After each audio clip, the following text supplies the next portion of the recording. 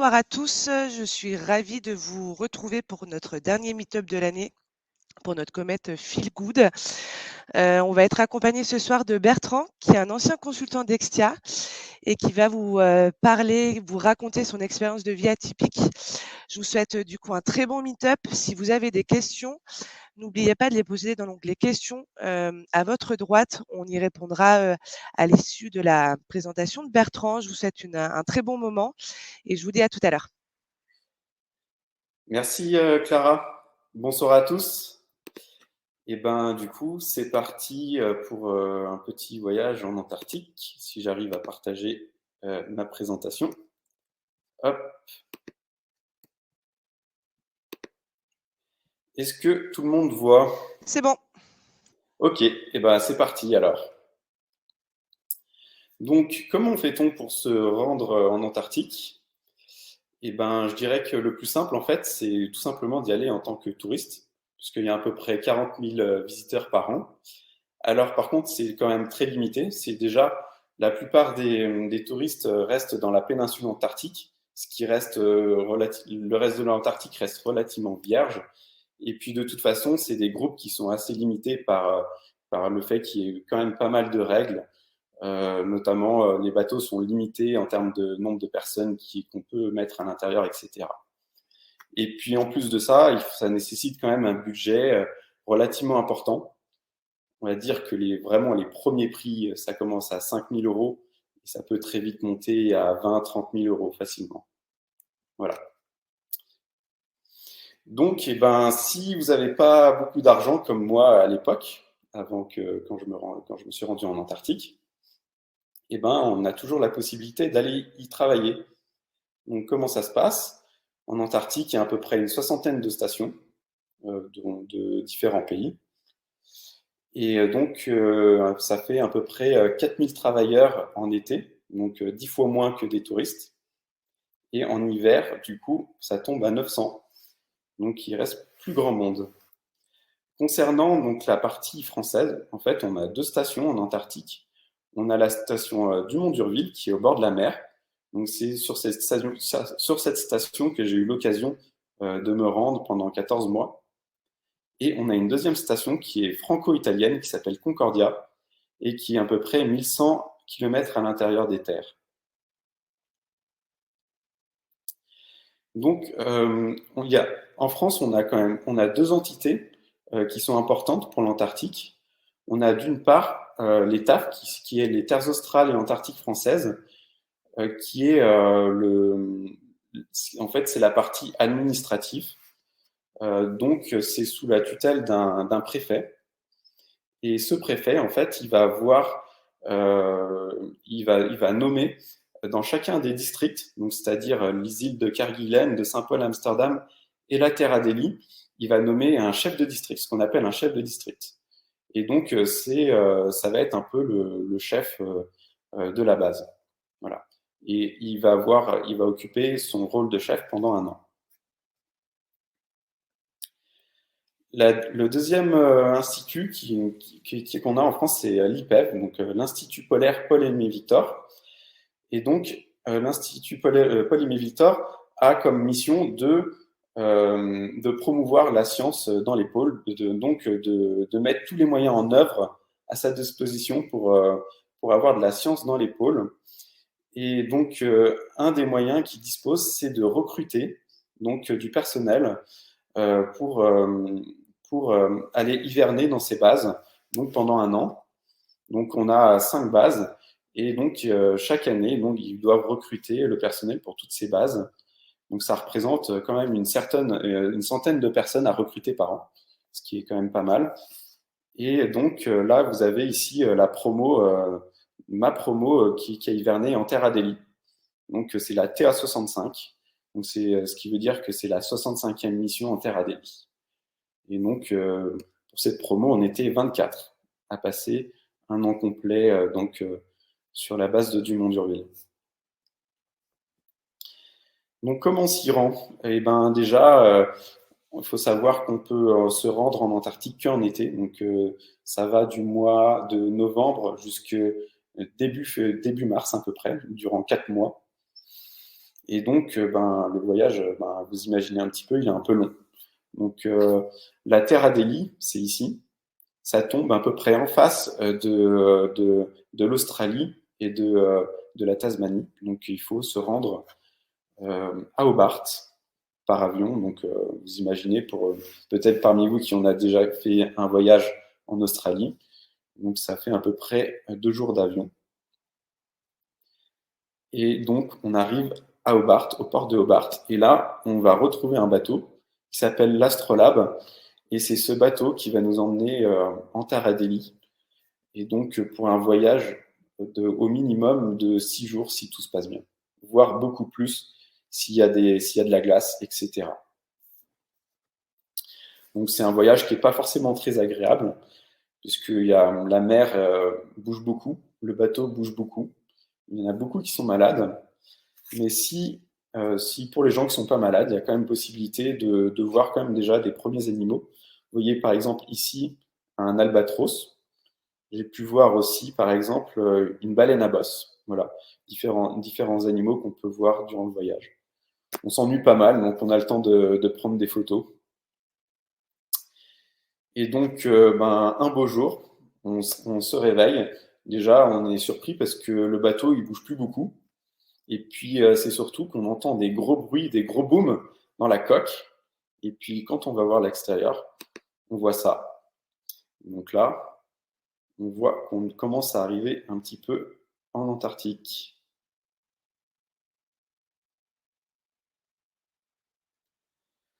Donc, on a un bateau qui a une coque de glace. Par contre, il a des moteurs qui sont relativement limités. Donc, il ne peut pas casser la glace comme le ferait un brise-glace russe, nucléaire, etc. Donc, ce qu'on fait pour pouvoir se faufiler dans la glace, on exploite les failles. Et puis, des fois, on recule et on avance pour casser des morceaux, etc. Donc, on avance comme ça le plus loin possible. Et au bout d'un moment, ça devient de la glace trop épaisse et trop monobloc. Et donc, on est obligé de s'arrêter. Et donc là, la possibilité qu'on a pour retourner, pour aller sur la base, je suis désolé, ça a recommencé depuis le début. Donc la possibilité qu'on a pour aller sur la base, il ne nous reste plus que l'hélicoptère. Donc on prend l'hélicoptère et on peut arriver enfin sur la base. Donc en fait, la plupart du temps, en été, en fait, la glace de mer est libérée et donc c'est de l'eau. En fait, la station du Mont d'Urville, ici vous le voyez en situation d'hiver, mais en été, souvent c'est de l'eau. Donc on est sur une île et en fait vous voyez au loin le continent de l'Antarctique. Et si on zoome un petit peu ici là, on voit qu'il y a une deuxième base. Et en fait, ici, c'est juste une base logistique qui s'appelle la base Prud'homme. Et en fait, il y a une route ici.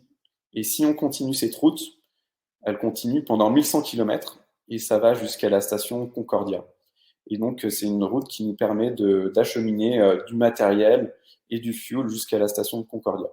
Donc, c'est une deuxième petite station où en été, il y a aussi des gens qui y travaillent, etc. Alors, qu'est-ce que je faisais en Antarctique? Eh ben, moi, j'étais, comme je vous ai dit, pour travailler. Donc, on a plusieurs activités. Et donc, une des activités là qui est primordiale pendant l'été, c'est la logistique. Donc, vous imaginez que pour passer un an en Antarctique, il nous faut beaucoup de matériel, il nous faut de l'énergie, etc. Et donc, tout ça, eh ben, il faut l'acheminer. Et donc, il y a deux possibilités. C'est soit la mer est libre et on peut faire venir le bateau directement sur la base et donc tout se passe relativement rapidement puisqu'on peut décharger conteneur par conteneur. Et dans les cas où là, il y a encore de la glace, et ben, le bateau ne peut pas aller jusqu'à la base. Et donc il nous reste une possibilité, et ben, c'est de cheminer tout par hélicoptère. Et donc ça peut être beaucoup plus long parce que on peut acheminer que 1000 kg par 1000 kg. Et étant donné qu'il nous faut à peu près 900 mètres cubes pour passer l'hiver, et ben vous imaginez un peu le nombre d'allers-retours d'hélicoptères qu'il faut faire. Donc ça représente pas mal de travail. Et donc, deuxième mission, quand le bateau n'est pas présent et parce qu'il fait des allers-retours, en fait, il fait à peu près 5 allers-retours entre Hobart et Dumont-Durville durant la saison d'été. Et donc, quand le bateau est en train de faire ses allers-retours vers Hobart, eh ben, moi, j'avais une mission de mécanicien et donc de maintenance. L'intérêt, c'était de faire de la maintenance sur la base. Vous imaginez que de temps en temps, il y a des outils qui tombent en panne et qu'il faut réparer. Alors, ça peut être très varié, hein. Ça peut être des installations scientifiques, des outils scientifiques. Ça peut être tout simplement quelque chose qui est cassé sur la base. Ça peut être par exemple des trucs tout bêtes, un raccord de plomberie, une vis. Il m'arrivait même de faire des rondelles parce qu'on n'avait plus de rondelles. Ça peut être des pièces sur la centrale électrique, ça peut être plein de choses. Donc j'avais à disposition un petit atelier mécanique avec une fraiseuse, un tour, etc. Et encore une des missions que j'avais, c'était donc évidemment sur cette base, il nous faut de l'énergie, de l'électricité. Il nous faut aussi produire de l'eau, de l'eau potable, de l'eau chaude, etc. Donc on a une centrale et donc cette centrale, elle nécessite une présence en permanence pour voir s'il n'y a pas de défaut. Il peut y avoir des petits défauts et on a des maintenances à faire. Et donc, j'avais des quarts à faire. Donc, toutes les semaines, j'avais 12 heures de quart de jour et 12 heures de quart de nuit à faire par semaine. Donc, on a 3 génératrices qui tournent en alternance. Parce que vous imaginez bien que s'il y en a une qui tombe en panne, eh ben, on a toujours 2 autres en rab, le temps de réparer la première, quoi. En gros, c'est comme ça que ça fonctionne. Et donc, on a besoin d'à peu près 100 kW en permanence d'électricité pour que la base fonctionne, pour que tous les outils scientifiques fonctionnent. Alors, la dernière chose, c'est pas vraiment un travail à proprement parler, mais c'est plutôt une obligation de vie sur la base. Et ça, tout le monde y a le droit, c'est le service base. Donc, vous imaginez qu'il y a plusieurs choses à faire. C'est que d'une part, eh ben, de temps en temps, il faut nettoyer les sanitaires, les dortoirs, la salle, le séjour, etc. Et on n'a pas de personnel dédié pour ça sur la base. Et donc, c'est chacun son tour. On est dédié à cette tâche. Donc, on fait le ménage le matin et l'après-midi. Et vers 11h jusqu'à 14h, là, ce qu'on va faire, c'est qu'on va aider les cuisiniers à préparer le repas de midi et le repas du soir. Et puis, on fait le service à table. À Dumont-Durville, on aime bien servir à table, comme dans un restaurant un peu. Alors là, c'est juste pour vous montrer, par exemple, là, c'était pour le Nouvel An. Donc, il peut arriver qu'on fasse des buffets qui sont plutôt sympathiques. Des fois, on aime bien qu'on aime faire des jolis buffets et se mettre bien un petit peu sur la base. Alors, qu'est-ce qu'on y fait comme science sur Dumont-Durville? Eh ben, il y a en grosso modo 3 domaines. Il y a premièrement la biologie marine. Donc, on a des animaux sur place. Donc, on fait du suivi de population de ces animaux. Et puis, on fait aussi un petit peu de science, c'est-à-dire on va les peser, on va les mesurer, etc. Voir comment les populations évoluent. Voilà. Et comment, par exemple, elles évoluent avec le réchauffement climatique, etc. Une deuxième chose qu'on fait, ben, vous imaginez, on est en Antarctique, donc on fait un peu de la glaciologie. Donc on a un glacier à proximité de Dumont-Durville qui est juste derrière, qui a quelques centaines de mètres. Et donc on y fait des mesures GPS dessus, on va mettre des stations comme celle-ci, et on va voir comment elles évoluent dans le temps. Elles vont bouger avec le glacier, et ça va nous permettre de calculer les mouvements du glacier, etc. On fait aussi des petits carottages et on fait aussi d'autres expériences que je ne vais pas détailler ici. Et la dernière chose qu'on fait, c'est de la géophysique. Alors, la géophysique, ça représente plein de choses. Ça peut être des choses très simples, comme par exemple, on a un marégraphe, on a un sismomètre, Et on a aussi, par exemple, ce laser que vous voyez pointer vers le ciel. Et ça, en fait, c'est un lidar. Et ce lidar, il a pour objectif, en fait, d'étudier le trou de la couche d'ozone, en fait. Donc voilà un petit peu pour la science qu'on y fait en Terre Adélie. Une dernière chose qu'on fait, alors là, c'est plus tout à fait de la science fondamentale, mais ça reste quand même un petit peu de la science. On fait de la météo. Donc, en fait, pour avoir de la météo chez vous en France, quand vous regardez vos applications météo, eh ben, il nous faut des supercalculateurs avec des modèles météo.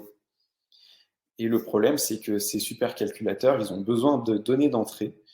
Et donc, une partie des données d'entrée qu'on a dans ces calculateurs se fait par des sondages de la masse d'air par des ballons comme ça, météo, qui vont monter dans la masse d'air jusqu'à à peu près 10-15 000 mètres d'altitude. Et il faut absolument faire partout dans le monde, donc que ce soit en France, que ce soit en Amérique du Sud, et même en Antarctique du coup. Et en fait, ces radiosondages, ils se font à la même heure partout dans le monde. Voilà.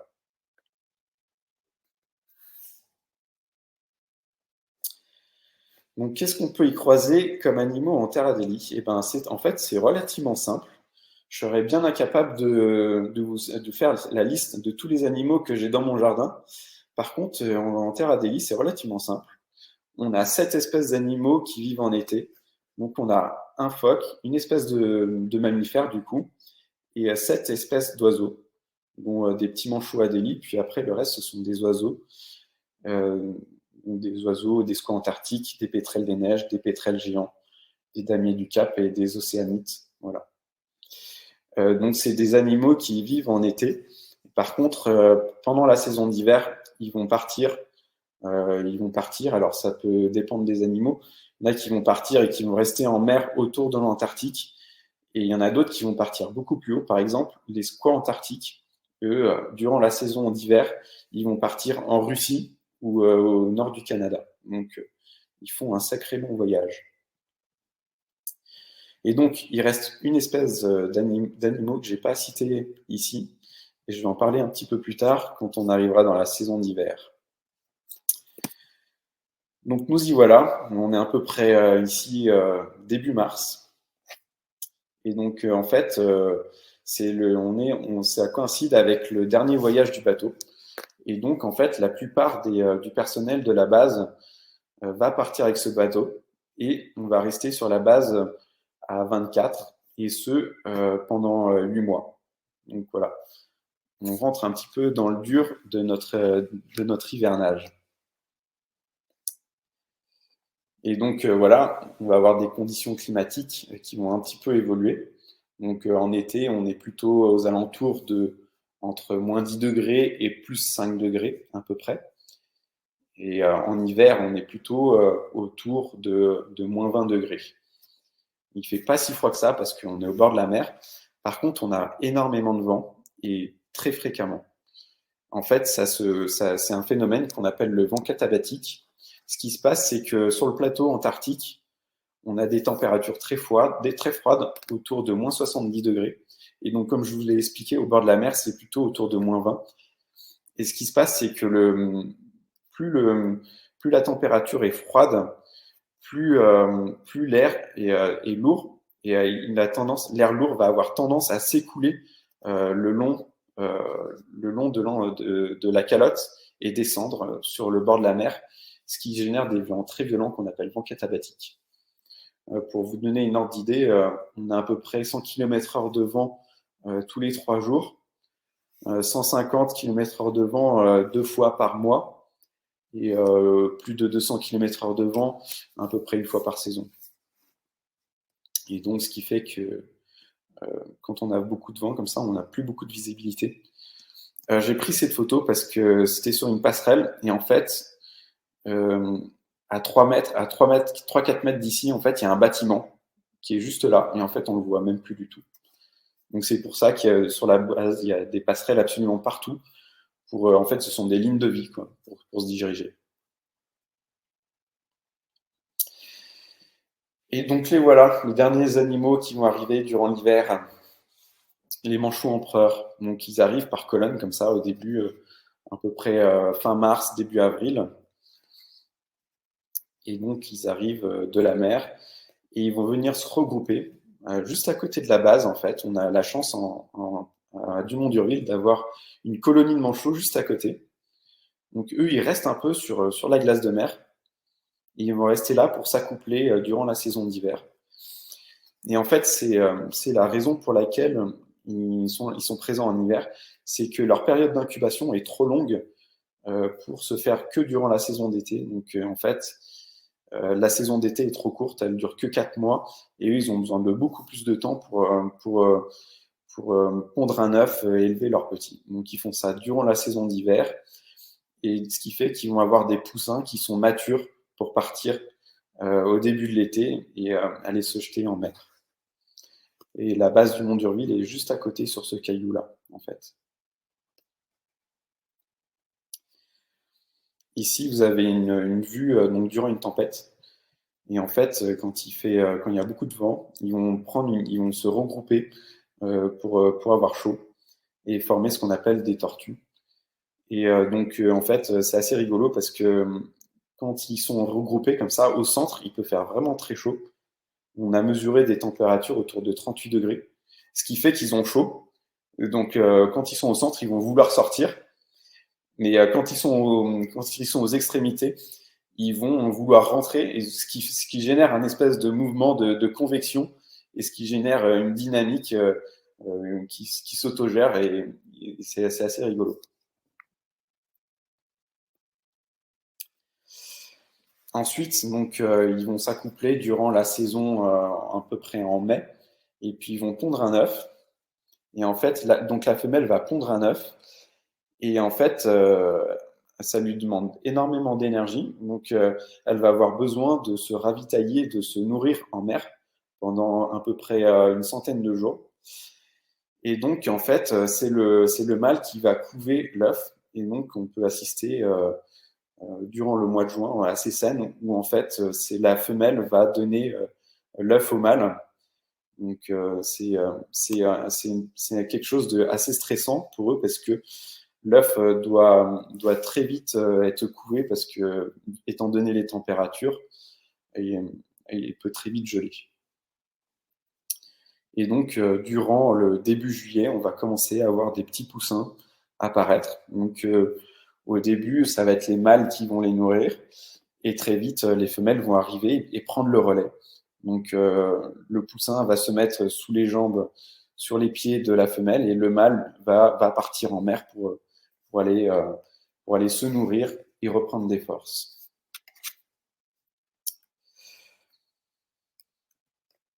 Donc vous imaginez partir un an comme ça en Antarctique, surtout en hiver où on n'a pas beaucoup de relations sociales avec l'extérieur et où il n'y a pas beaucoup de luminosité, eh ben ça implique certaines choses, et ça implique notamment ce qu'on appelle le syndrome d'hivernage. Donc on peut être atteint, c'est un syndrome dont chacun est atteint à des degrés divers. Donc ça peut aller simplement de la simple fatigue où on a envie un peu de dormir un peu tout le temps à une dépression. Et donc en fait, c'est pour ça qu'avant de partir, on va passer une visite médicale et on va passer devant un psychologue. Et en fait, ces gens-là vont être chargés d'évaluer le niveau de risque qu'on a de passer donc une saison d'hiver en Antarctique. Voilà. Et donc, on a quand même des moyens un peu de lutter contre ce syndrome d'hivernage.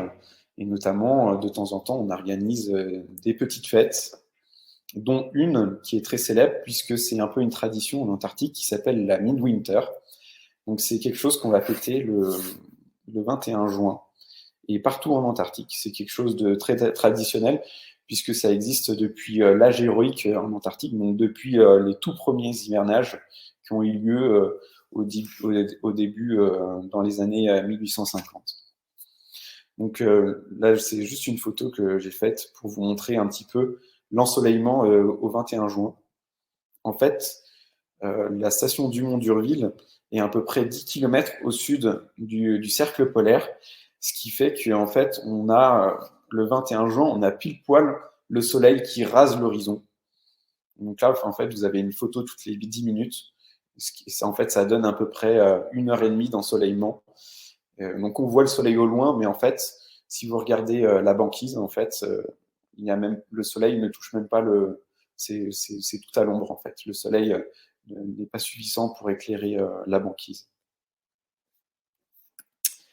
Donc pour en revenir à la Midwinter, donc on va faire en fait un peu la fête. On va réduire au maximum nos activités de travail pendant une semaine, et puis on va prévoir des petites soirées et faire un petit peu la fête entre nous, voilà, pour pallier à ce syndrome d'hivernage.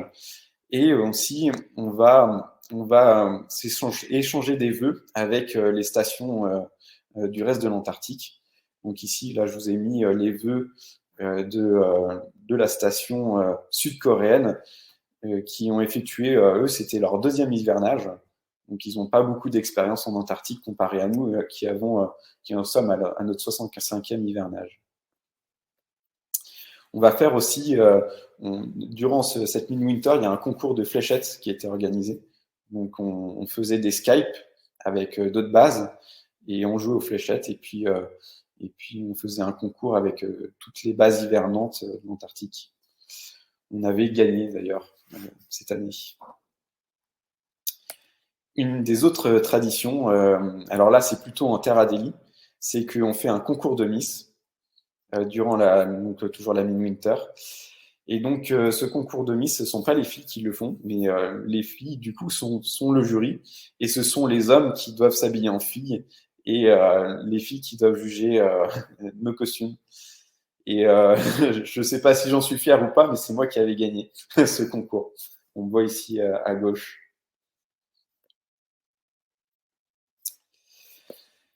Donc petit à petit, après, une fois passé ce 21 juin, petit à petit, le soleil va réapparaître, et en fait, ça va relativement vite, puisque on gagne à peu près au début 15 minutes d'ensoleillement un peu tous les jours.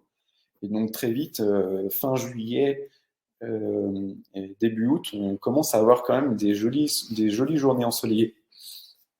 Et donc là, ce qui est intéressant, c'est qu'on a toujours des températures assez fraîches et pas mal de soleil, donc on en profite aussi pour aller pas mal se balader. Notamment, on a pu aller voir ces icebergs qui sont retrouvés là, à peu près à 10 km de la base.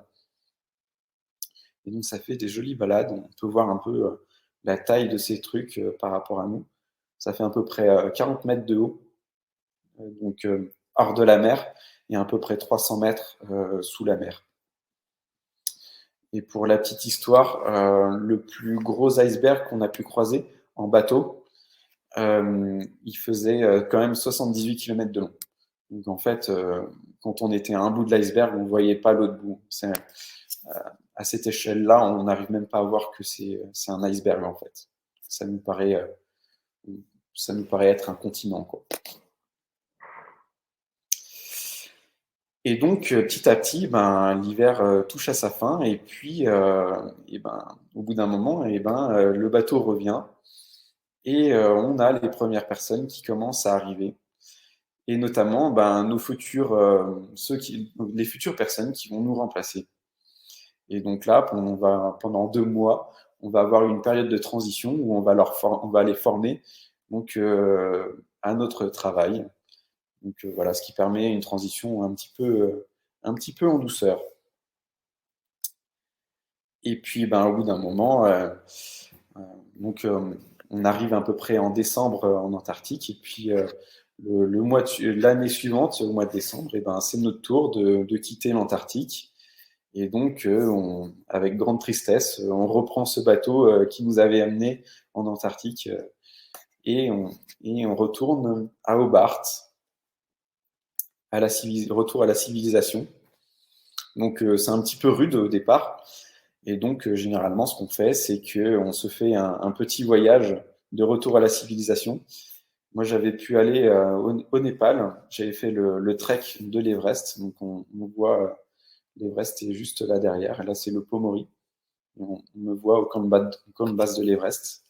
Et puis après, j'avais pu aussi aller en Malaisie. Voilà, et ben, c'est la fin de ma présentation. Merci pour votre attention. Et puis du coup, si vous avez des questions, eh ben, n'hésitez pas. Ouais, on a quelques questions.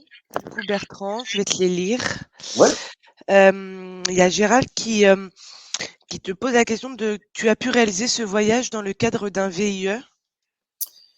Alors, c'était pas un VIE, c'était un service de volontariat civique. Donc, en fait, c'est l'équivalent d'un service militaire, mais civil, en fait. Donc, c'est payé. Alors, ça existe aussi en France, hein, il y en a pour plusieurs choses. C'est souvent lié à l'administration publique. Et c'est payé, à l'époque, c'était payé 1000 euros. En fait, c'est pas un salaire, c'est une indemnité. Et on était payé 1000 euros par mois donc, pour faire ça. OK, et j'ai vu que Camille allait poser la même question que moi, mais quelle est la procédure d'admission? Est-ce que tu as passé des tests? Est-ce qu'il faut avoir des aptitudes Ouais, particulières? ouais, ouais. Alors, en fait, les recrutements commencent en janvier. Se font, en fait, il faut déposer son CV entre janvier et février. Et puis après, ils vont commencer à faire des entretiens d'embauche. Donc au début, c'est tout ça, c'est tout bête, hein, c'est un entretien d'embauche comme chez Exia. On est invité à l'Institut Polaire et puis on est devant quelqu'un des ressources humaines et quelqu'un qui est lié à notre poste, donc notre chef en fait. Et donc c'est un entretien assez classique. Et ensuite, donc oui, là, pour faire une parenthèse, l'Institut Polaire, en fait, c'est à côté de Brest. Hein. Donc faut se rendre en Bretagne. Et ensuite, donc les recruteurs, ils vont sélectionner deux personnes à l'issue de ces entretiens. Et en fait, ces deux personnes vont réaliser une série d'examens médicaux. Donc ça, il y en a pour une matinée incomplète, hein, c'est assez long.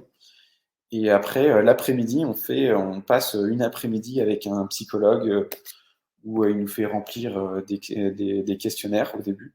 Et après, on a un entretien avec ce psychologue.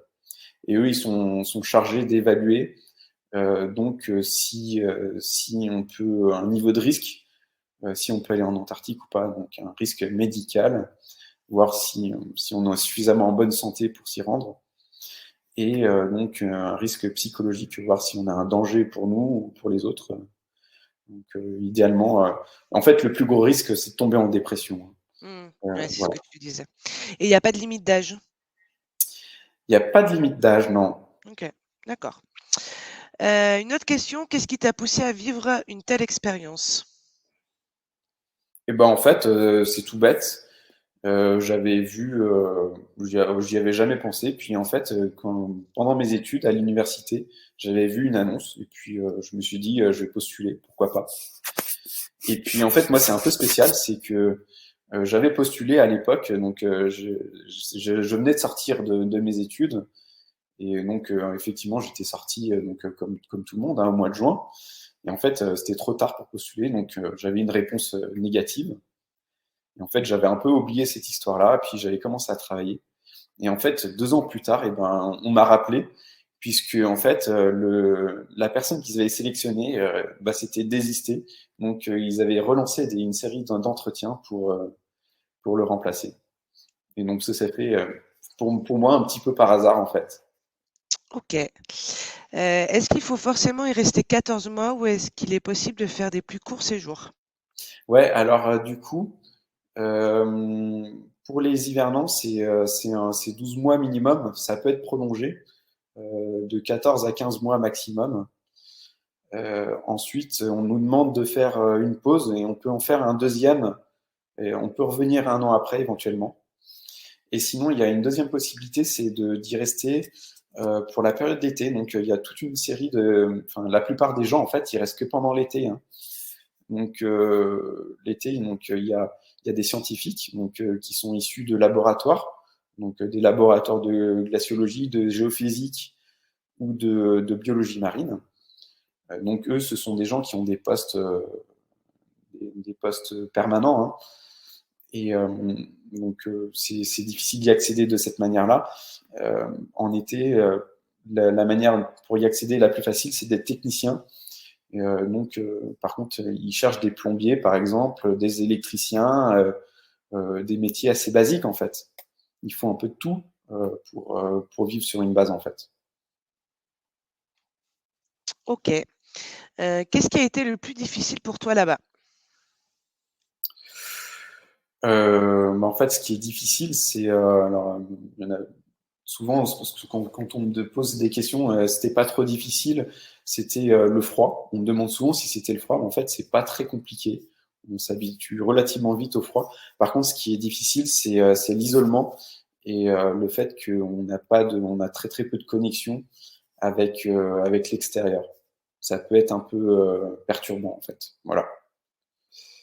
C'est ça, c'est la grande difficulté de faire un hivernage. OK, et est-ce que tu as, gardé contact avec les gens, que Ouais, tu as rencontrés là-bas? J'imagine que ça crée, des liens, ouais. Alors il y en a certains, j'ai plus du tout de contact, mais en fait, avec tout un petit groupe qui s'est formé, on fait une fois par an, on fait une rencontre. Je sais pas, en général c'est chez quelqu'un, donc on tourne. Et puis on va se faire un week-end généralement par an. On va s'organiser un week-end par an entre nous en fait. Voilà. OK, Avec, on va dire, on est entre 5 et 10 à chaque fois. Donc OK, les autres, on les voit pas. OK, et est-ce que tu envisages d'y retourner? Alors moi, j'envisage pas d'y retourner, mais certains, oui, envisagent d'y retourner, ouais. Alors Pourquoi? par contre, on peut faire que un service civique. On peut en faire qu'un seul. Et, euh, et après, donc, on a d'autres possibilités. C'est soit on peut avoir un poste en CDD pour faire un hivernage, soit on peut y retourner chaque année pour la saison estivale. OK. Après, la difficulté, en fait, c'est que la plupart des postes de service civique, ils n'existent pas en CDD ou après, il faut changer de métier, en fait. Moi, mon OK. métier n'existe pas. C'est pour ça que j'ai pas la possibilité euh, d'y retourner en été Mmh. ou pour faire un deuxième hivernage. OK. Est-ce que cette expérience t'a donné envie de faire d'autres projets un peu hors du commun?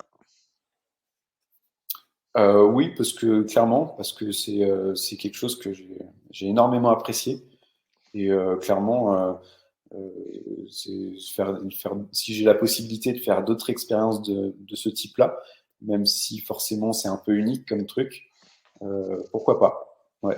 Après tu fais beaucoup enfin tu fais de la rando, tu fais du trek, c'est un peu, Oui, après tu étais allé à oui, l'Himalaya. bien sûr. Moi, enfin, je suis quelqu'un de très nature et qui aime beaucoup la montagne, etc. J'aime beaucoup faire des voyages dans des endroits isolés, etc. Est-ce que ça a changé ton quotidien depuis ton retour? Ouais, alors en fait, au début, on est un petit peu paumé hein, quand on revient. On a bien un an avant de s'y remettre. Et puis après, petit à petit, la vie revient à la normale. Et puis, on se remet un petit peu dans le rang de la société, quoi. Mais la première année est un peu difficile. Ouais, tu Pour moi, m'étonnes. en fait, finalement, tout à l'heure, tu posais la question, qu'est-ce qui était le plus difficile? Et Mmh, je dirais que, en fait, le plus difficile, c'est même pas quand on est sur place, parce que c'est relativement bien passé, en tout cas pour ma part. Mais le plus difficile, en fait, c'est le retour, en fait. OK, et toi, comment tu as vécu, du coup la le syndrome, d'hivernage? Moi, j'ai eu relativement peu de symptômes. Et en fait, je l'ai vécu de manière assez bizarre. C'est que, bah, au début, tout allait bien. Et en fait, petit à petit, j'ai vu les personnes autour de moi disparaître. Et en fait, les gens, il y en a beaucoup qui restaient de plus en plus dans leur chambre et on les voyait de moins en moins. Et en fait, la taille de notre groupe, petit à petit, qu'on rentre dans la période où on a moins en moins de lumière, et ben, la taille de notre groupe, elle diminuait. Et on voyait de moins en moins de monde. Et c'est assez bizarre. OK. Ouais, c'était plus de voir les gens partir où tu disais: «OK, Ouais, c'est ça. qu'est-ce qui se Et du passe?» coup, j'ai trouvé ce qui est important, c'est de garder des relations sociales au sein de notre groupe au maximum Mmh. pour effectivement avoir le moins de symptômes de syndrome d'hivernage possible, quoi. Ouais, OK. Est-ce que vous avez des nouvelles des proches et du monde extérieur régulièrement? Ouais, relativement. Alors ça, c'est quelque chose d'assez particulier aussi. Donc, pour les moyens de communication qu'on a, en fait, on a Internet. Par contre, alors peut-être qu'aujourd'hui, ça a changé avec les Starlink, les machins, mais nous, à l'époque, on avait une connexion quand même relativement limitée. On avait une connexion un peu similaire à ce qui se faisait avant la DSL, en fait, à peu près. Donc, on pouvait se connecter, aller sur des sites assez basiques. Par contre, les sites comme Facebook, etc., ils sont en fait relativement gourmands en données. Donc, on les bloque, ces sites-là. Par contre, on a un ordinateur qui est dédié pour faire du Skype. Skype marche à peu près bien. Ça marche moyen en vidéo, mais en audio, ça marche bien. Et après, sinon, on a le téléphone. Voilà. Comment est approvisionnée la station pendant la période d'hivernage? Pardon, j'ai pas Notamment, compris la question. Hein. comment est approvisionnée la station pendant la période d'hivernage, notamment l'alimentation? Eh ben, la réponse, elle est simple, elle ne l'est pas. Ouais, vous êtes Elle en est approvisionnée autosuffisance? uniquement en été. Donc, en fait, ce que je disais tout à l'heure, c'est que on a le bateau, l'Astrolabe, il fait 5 fois l'aller-retour pendant la saison d'été.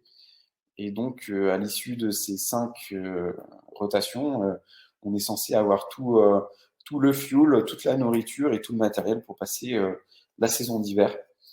Et normalement, même 2 saisons au cas où. Mais voilà. Et si, alors c'est jamais arrivé, hein, mais si on n'a pas à l'issue de ces 5 rotations de matériel, eh ben, on n'hiverne pas, tout simplement. Mais jusqu'à présent, c'est jamais arrivé. Ok. Est-ce que quelqu'un a encore des questions ou tout est bon? Super, on en a eu pas mal. Merci beaucoup. Eh ben, merci à vous. Merci beaucoup à tout le monde. Merci beaucoup Bertrand. C'était hyper intéressant. Eh ben, Ton merci partage bien. d'expérience était vraiment ouais, hyper intéressant. Je vais peut-être partir moi. Non, je rigole. Merci beaucoup pour Merci ton Bertrand. intervention. Et puis, on vous souhaite tous et à toutes une très très bonne soirée. Et puis, Eh on ben, se très donne bonne soirée. rendez-vous du coup en 2023 pour de nouveaux meet-up.